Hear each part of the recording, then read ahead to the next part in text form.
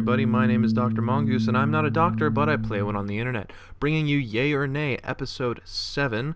This is the second part in my video series on the DLC maps and whether or not they are competitively viable. This one will be on Bayview. It's a game of domination, this time played from the start all the way through, so you guys have a bit longer to view the map and see what I'm seeing. And I'll use this video both to talk about Bayview as a map, as well as some of the issues facing DLC on getting DLC maps for, competitive play.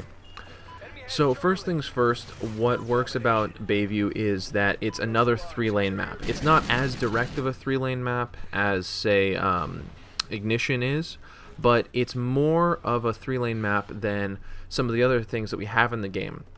And what's most important about it is that, and I kind of touched on this in the last video, but I need to emphasize it a bit more, the routes for movement, especially for flanking, do not overpower the map. There's no part of this map that you can really run that's super sneaky.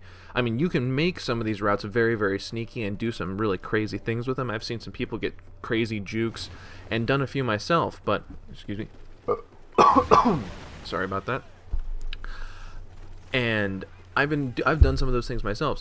But the point is that you as a player, you have to make that play. Whereas on some other maps in Ghosts, you don't have to really make a play. A route's set up for you, the way that the map works. All you have to do is just walk through a certain way, and you're going to have a very easy flank, a very easy setup break that you can do without having to, without it involving any of your personal skill. And that's one of the big problems with a lot of Ghost maps. What's nice about Bayview is that it doesn't have any of those. There's a couple of very roundabout flank routes, like through this little aquarium area over here and along that little veranda looking thing. But if you have just, if you're on defense and you just have one person kind of looking at it, it doesn't become overpowered. You'll really have to work for, flanks. You have to really work for good movement on this map. You're not just given it. It's not just given it to you. Secondly, it is a 3-lane map. It's a slightly larger 3-lane map. I guess first and second, but it's a slightly larger 3-lane map. But it works. It still works just as well as Ignition, but in a different way. Because it's a slightly larger map, it punishes you for poor play. And in this regard, you have to think entirely in a competitive mindset, because there's going to be respawn times on all the game types, and especially for search, because the bomb sites are a little bit separated, and the fact that you won't be able to move from one to the other super quickly, you're punished, which is very good. If you play poorly, if you don't make the right decision, if you make a mistake, you're punished for it. And that means that the better team will more often than not come out on top in a game type.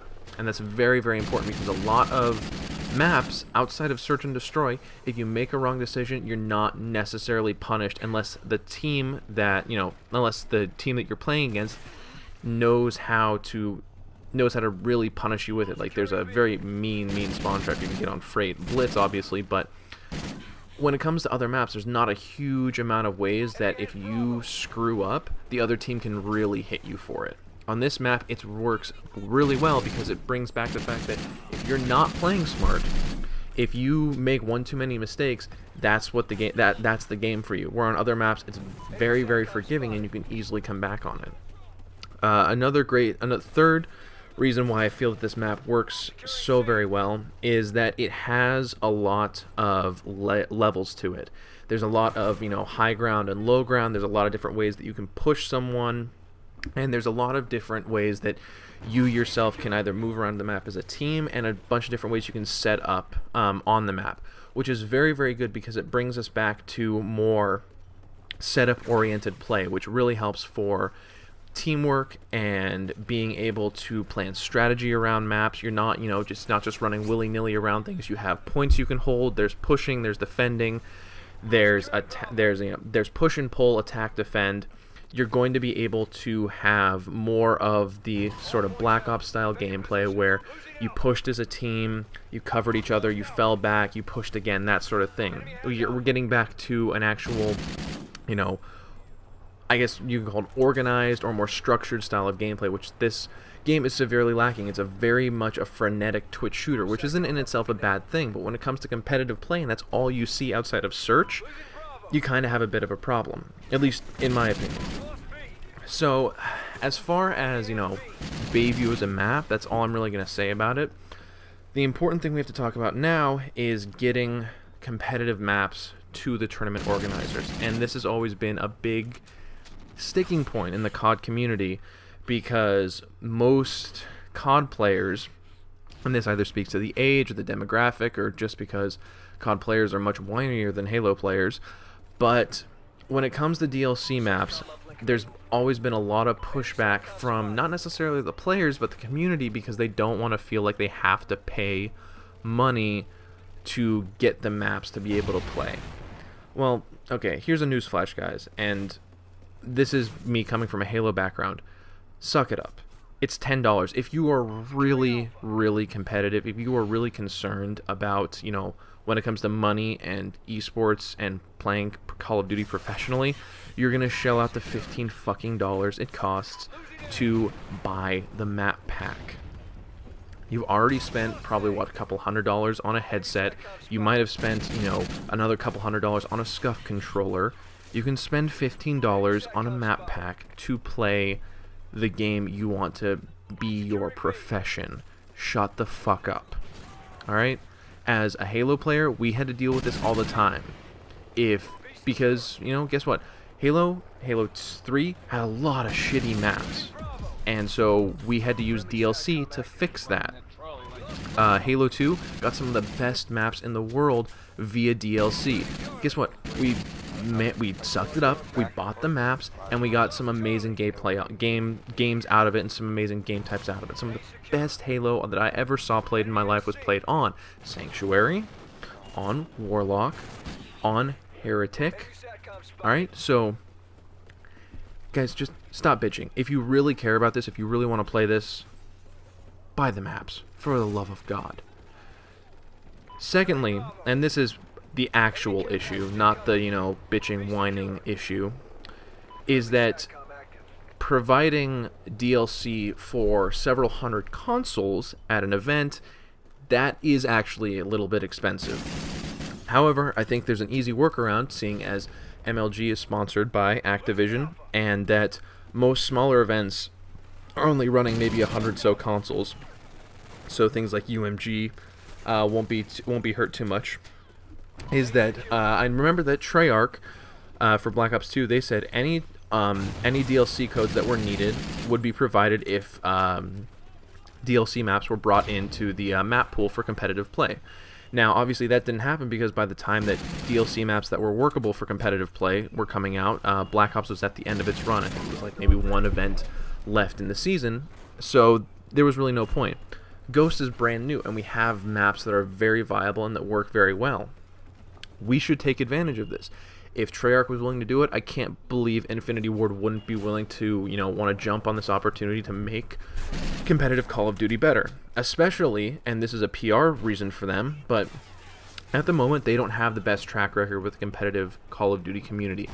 The Call of Duty competitive community, they're not super happy with Infinity Ward right now. They feel that, you know, some of the esports things were half-assed at the beginning. This is a very, very way to score easy points for them if with us as a community, because we're looking for them to do something that's selfless, that would make them look would make them look bad in the eyes of public, of just pure pubs players, because they're willing to help us out.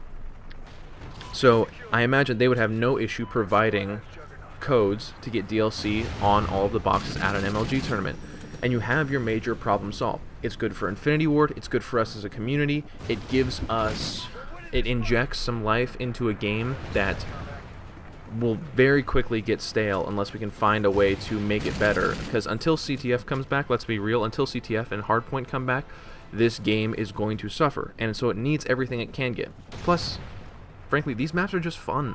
I'm having a lot of fun playing these maps. They're good maps, they're great to run around in, Another thing kind of coming over from the Ignition commentary, this map's also very colorful. It's very easy to see people. It makes the game just play so much better. And since this is a yay or nay, again guys, it gets a yay, and it can't be stressed enough. We as a community, we have to push for this. And I think if you take the time to make a $15 investment, or if you got the season pass, you already got it. You know what you're doing. Make a small investment, get to know the maps, have some fun, and you'll see what I'm seeing, where these maps can work very, very well for competitive play, and we can push as a community to get Infinity Ward and Activision to give us the codes, to push MLG to bring these maps into rotation, and the game we play will become much better and much more competitive, and we as a community will be able to enjoy it more. Well guys, that's going to wrap up this commentary on this video. Hopefully you enjoyed it. Please, again, leave your opinions in the description, in the comments below. Let me know if you think I'm right, if I'm wrong. If you have any other ideas, please let me know. I always love to hear more ideas, because we as a community, we're the ones who are going to make this game better, and we're going to be the ones to make the scene better. So please contribute. Let me know what you think could work, what couldn't work. If you think another map in this map pack works, let me know, and hopefully we can get a dialogue started and be able to make some improvements here. As always guys, my name is Dr. Mongoose. Please watch 2 of my videos and call me in the morning. You guys have a nice day.